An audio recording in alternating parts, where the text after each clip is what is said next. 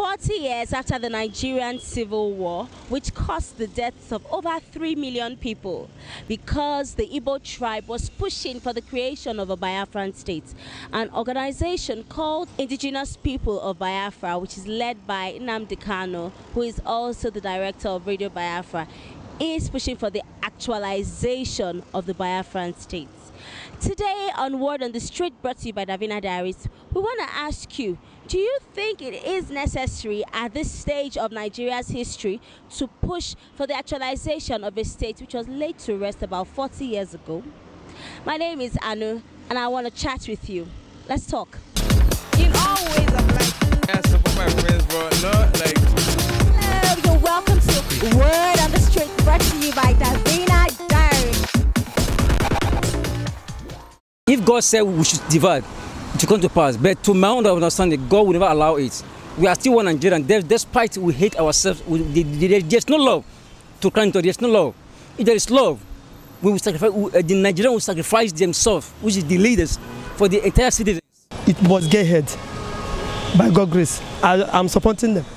100%. You think those that are protesting, they have a reason to protest? They have 100% reason. Okay, so if you have the opportunity to join them to protest, will you join them to 100%. Why are you not in Lagos now? I will go there very soon. You go there very soon? Very soon, yes. Why do you want Biafran State? Because this is the appropriate time for us to have it. It's going to cause a lot of, the loss of lives. Those are the disadvantage that is going on there. I think they should just stop and fix this country to make this country a better place. All of us, we are Nigerians. Even you are Yoruba or Hausa or anything, let's be it as one umbrella.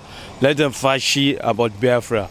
Biafra had happened when our old parents did it before. But now, let's all of us come together and be one umbrella.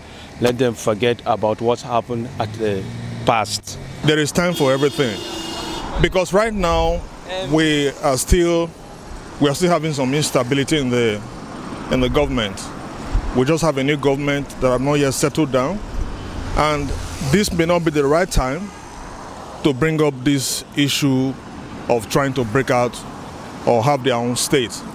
So they should allow the government to settle down. I believe dialogue is always the way to go.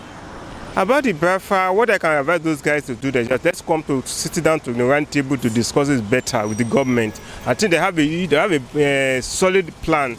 They have their own agenda. Let them come out and government come out and talk about it. About the Biafra, what I can advise those guys to do, they just let's come to sit down to the round table to discuss it better with the government. I think they have a solid plan. They have their own agenda. Let them come out and government come out and talk about it. I encourage Nigeria to live in unity. As in, such a thing should never happen. That is my advice. They should forget about it. We should all believe in one Nigeria, one nation. How to move this nation forward, not to set it back.